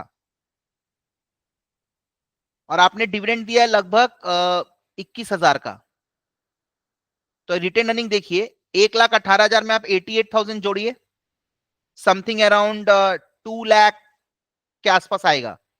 उस 2 लाख समथिंग में आप 21,000 माइनस कर दीजिए, आपका रिटेन अर्निंग आ जाएगा। थोड़ा और भी कुछ एडजस्टमेंट्स होगा, got my point. So you can easily see that you have earned 90,000 approximately, your profit is increasing by 70,000 approximately, whatever. So this is due to because आपने डिविडेंड भी दिया है कुछ, राइट। तो आपने जो कमाया मोटा मोटी आपका पैसा चला गया फाइनेंसिंग एक्टिविटी में, कुछ पैसा, और कुछ पैसा आपका इन्वेस्टिंग एक्टिविटी में चला गया, आपने एसेट्स वगैरह खरीदा उसमें चला गया, कुछ इन्वेस्टमेंट बेच के पैसा आया भी है, कुछ आपने खरीदा भी है। तो नेट में आपको समझ में आ रहा है कि आपने जो कमाया इस साल उसमें से करीबन 1,20,000 आपने कमाया, right, 120 approximately you have earned, उसमें से इतना आपका फाइनेंसिंग में लग गया, इतना आपका इन्वेस्टिंग में लग गया। उसके बाद भी आपके पास डेफिसिट है, तो वो डेफिसिट आपने ओपनिंग कैश से भरपाई की है, क्योंकि पिछले साल आपके पास ओपनिंग में बहुत ज्यादा कैश पड़ा हुआ था, इसे देखा आपका क्लोजिंग कैश कम हो गया। सो this is your proper analysis of your cash flows, कि आपने जो इस साल कमाया है उस पैसे का आपने क्या किया, और ये 3 साल का कंपैरेटिव बनता है, like income statement, right. I think the pictures are bit clear now. You can make out what is happening actually, right? Now I can see stockholder equity. आप देख सकते हैं क्या एक्चुअल में पोजीशन है, यू कैन इजीली सी।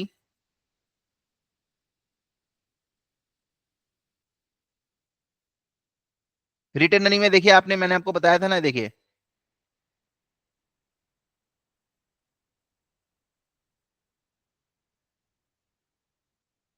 आप देख सकते हैं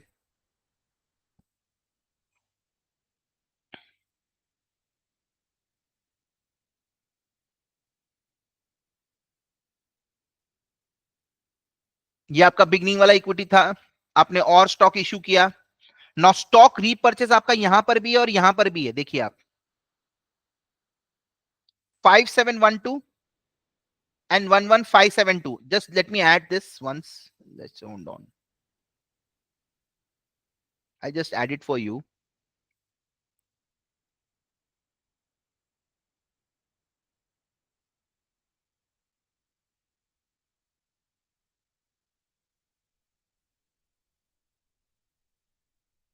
What has happened?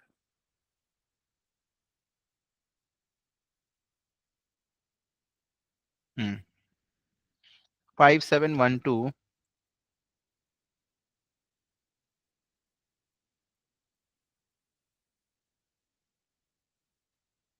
I think this is not working.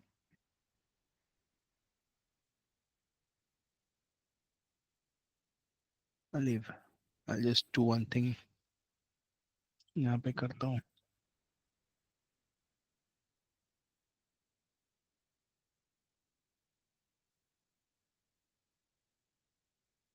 Anyways, इधर नहीं काम कर रही है।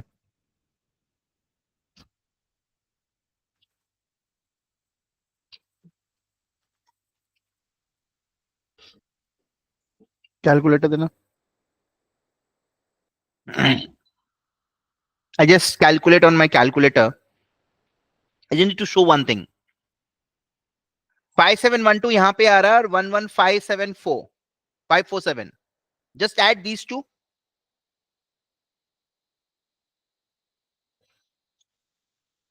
नॉर्मल वाला दो ना। I just do it for you. 5712 plus 11547, that comes to 17,259. I'll just show you one.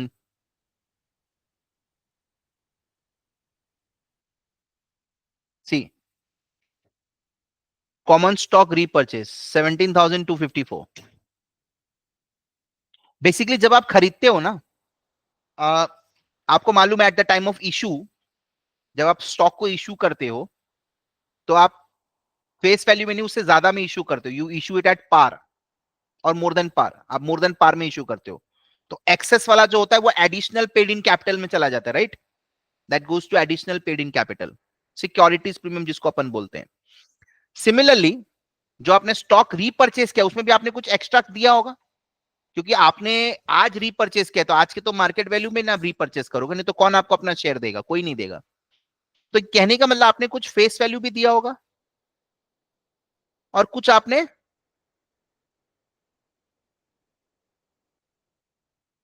Extra भी दिया होगा, एडिशनल फेस वैल्यू से ज्यादा। तो जो एक्स्ट्रा दिया वो यहां से माइनस हो रहा है और जो आपने फेस वैल्यू दिया वो यहां से माइनस हो रहा है, देख सकते हैं आप।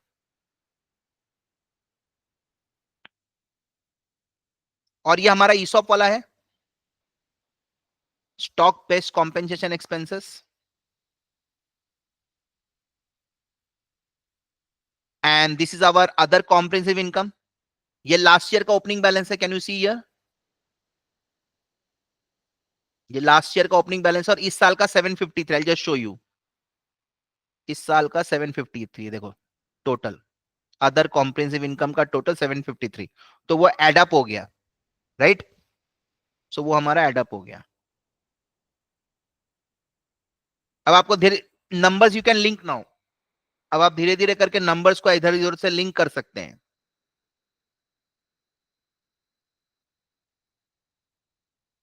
नोट्स ये मैंने आपको ऑलरेडी बता दिया, गैप वाला चीज।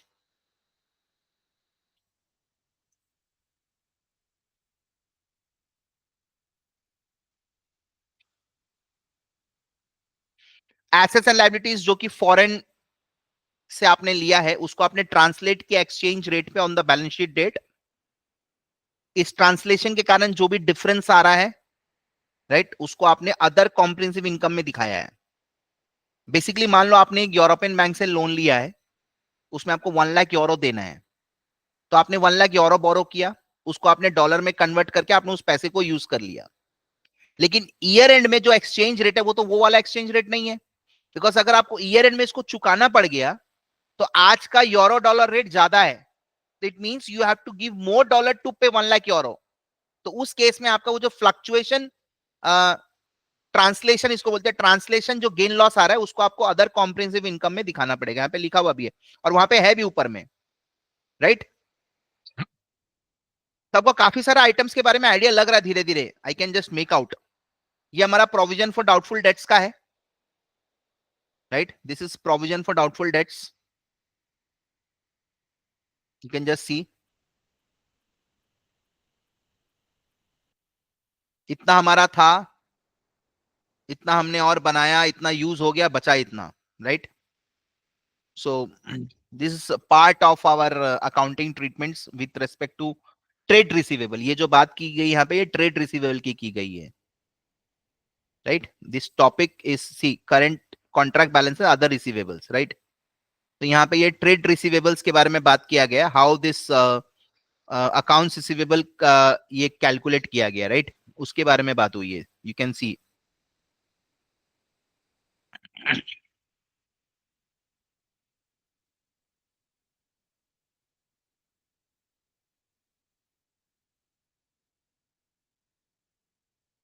कॉस्ट ऑफ रेवेन्यू मतलब कॉस्ट ऑफ प्रोडक्शन क्या क्या इंक्लूड होता है वो सब लिखा है यहाँ पे, right?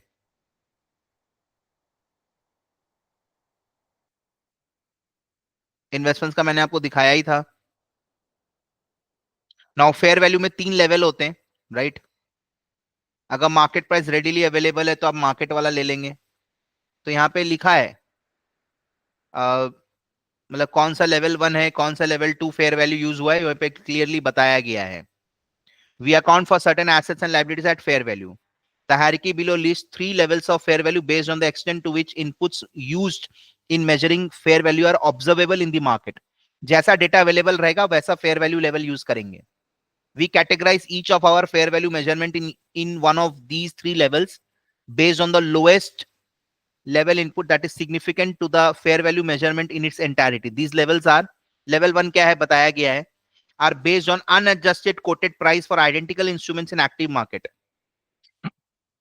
Our level 1 investments include US government securities. मतलब किसको किसको कौन कौन सा में आप level 1 यूज किया वहां पे बताया हुआ है, राइट. एंड जो डेरिवेटिव है उसको भी आपने लेवल 1 यूज किया क्योंकि वो एक्टिवली ट्रेडेड है स्टॉक एक्सचेंज में, right. Level 2 is like input based on coated price for similar instrument. ये आइडेंटिकल और ये उस मिलता जुलता, राइट. एंड ये अनअब्जॉर्वेबल है, like unlisted shares, right. Unlisted shares का आपको इसका अलग से ही प्राइस निकलता है, राइट. तो यहां पे बताया गया है कि कौन कौन से केसेस में आपने क्या क्या. अभी आप देखिए इन्वेंट्री का काउंटिंग पॉलिसी इन्होंने क्या यूज किया है, लोअर ऑफ कॉस्ट और NRV. Can you see here, right. Lease का मैंने आपको बता ही दिया, right to use. Goodwill is tested for impairment, मैंने आपको बताया था. मतलब आपने जो गुडविल दिखाया है, बेसिकली यू हैव अज्यूम कि मेरे को फ्यूचर में प्रॉफिट होगा विदाउट माय एफर्ट्स. तो मे भी ऐसा हो सकता है कि उसका रिकवरेबल वैल्यू, उसका जो रिकवरेबल वैल्यू है वो उतना नहीं है आज के दिन पे, तो इन दैट केस आप उसको इंपेयरमेंट करेंगे. नॉर्मल इंटेंजिबल एसेट्स को आप नॉर्मल डेप्रिसिएशन होता है टैंजिबल एसेट्स के केस में, और इंटेंजिबल एसेट्स में we use the term amortisation. सब चीज मतलब एक लेमैन भी समझ सकता है. अर्निंग पर शेयर का पूरा कैलकुलेशन दिखाया गया है, इसमें अदर कॉम्प्रिहेंसिव इनकम नहीं लिया गया है, राइट. जो मैंने आपको बताया ना, पीएल में जो अदर इनकम एक्सपेंसेस था उसमें क्या क्या कंपोनेंट्स है, राइट. आप देख सकते हैं यहां पे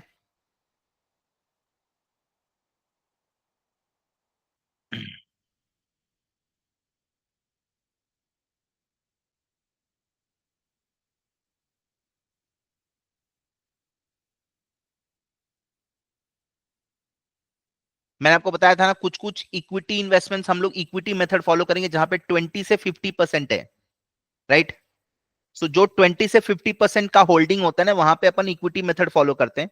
तो इक्विटी मेथड में क्या होता है, हम लोग सामने वाले का प्रपोर्शनेट गेन लॉस अपने दिखा लेते हैं, राइट. तो ये वही बोला है, अदर का जो नेट है ना, ये देखो अदर का नेट हमने सामने वाले का प्रपोर्शनेट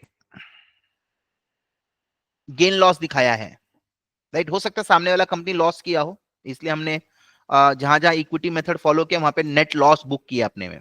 अगर मैंने 30% मेरा होल्डिंग है तो मैं उसका कंपनी का नेट लॉस का 30% अपने पीएल में दिखाऊंगा. सिंपल फंडा है, राइट.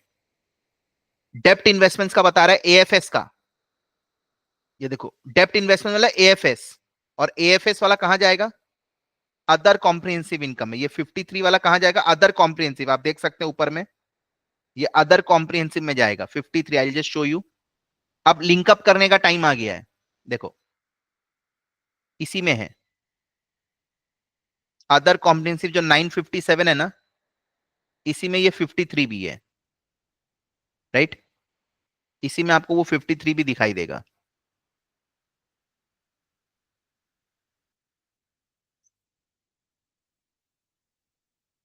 ये तो इक्विटी इन्वेस्टमेंट्स वाला था, ये हमारा ऊपर जाएगा, देखो 65 यहां पे होगा. कहां गया, ये रहा. ये देखो net recognise gain loss on investment. खाली इक्विटी का नहीं है इसमें, और भी दूसरा का हो सकता है. हो सकता है कोई डेप्ट हमने बेचा हो, डेप्ट अगर रख के रखा है तो एएफएस उसका change in fair value will go to other comprehensive. लेकिन अगर डेप्ट बेच दिया तब तो वो इनकम स्टेटमेंट में जाएगा ना.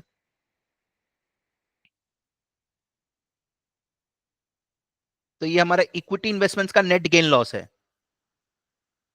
राइट. काफी सारा चीज यहाँ पे आपको दिखेगा. देखिए किसमें क्या क्या लेवल यूज हुआ है वो सब मेंशन्ड है.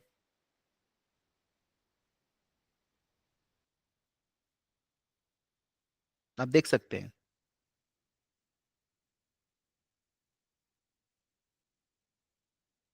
किसको कहां दिखाया गया है वो भी देख लीजिए। Certificate of deposit and commercial paper, इसका इसका कैश एंड कैश इक्विवेलेंट में है ये दोनों, क्योंकि इसका 90 डेज और लेस है।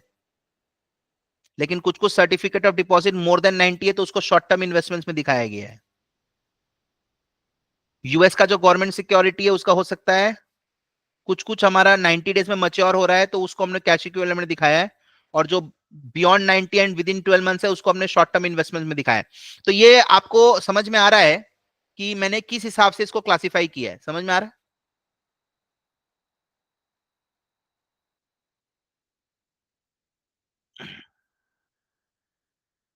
इक्विटी इन्वेस्टमेंट्स आप देख सकते हैं।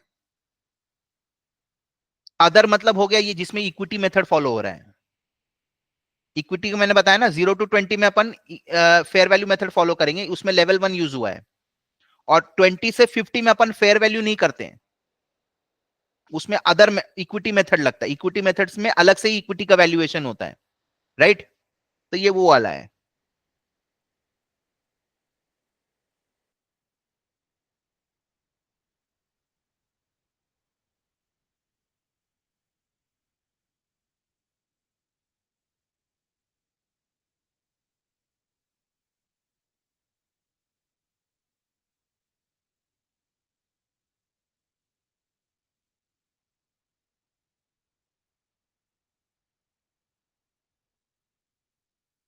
ये करंट ईयर का था और ये नीचे लास्ट ईयर का है, right?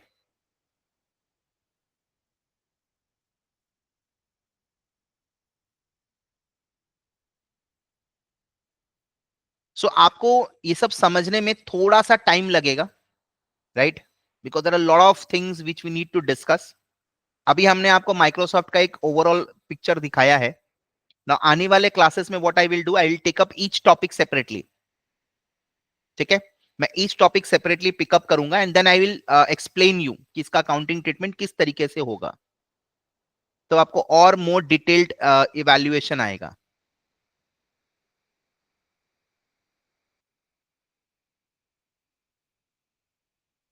Right? So you can just go through with this, right? Financial statements, and in our next session, we'll take up each topic independently, right? So this was just a filler, and आप देख सकते हैं हमारा curriculum में हम लोग सारा चीज ही पढ़ेंगे. Basically, we are going to talk about how to do this analysis. We are going to talk about a lot of items of income statement, then balance sheets. काफी सारा बैलेंस शीट आइटम्स के बारे में बात करेंगे, cash flow के बारे में बात करेंगे, इन्वेंट्री के बारे में बात करेंगे, लॉन्ग टर्म एसेट्स के बारे में बात करेंगे, लॉन्ग टर्म लाइबिलिटीज इक्विटी के बारे में बात होगी. You can C deferred compensation, right? काफी सारे इक्विटी आइटम्स के बारे में भी अपन को बात करना है. Then we have to also talk about how this income taxes are is arrived at, right? Then accounting choices and estimate के बारे में भी अपन को बात करना है, because this is one of the subjective matter जहां पे lot of discrepancies can occur, right?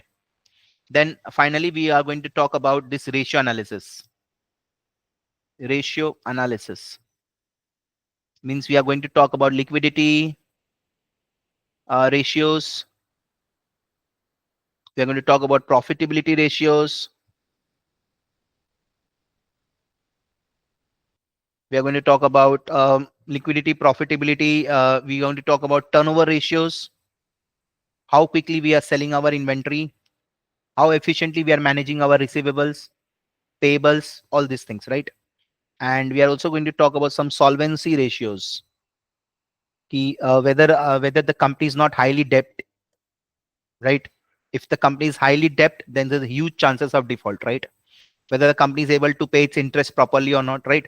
So all these things we are going to talk about, right? So in our next session, we'll pick up another topic, one of these topics, and we'll start discussing, right? So thank you so much for today. Have a nice day. Take care.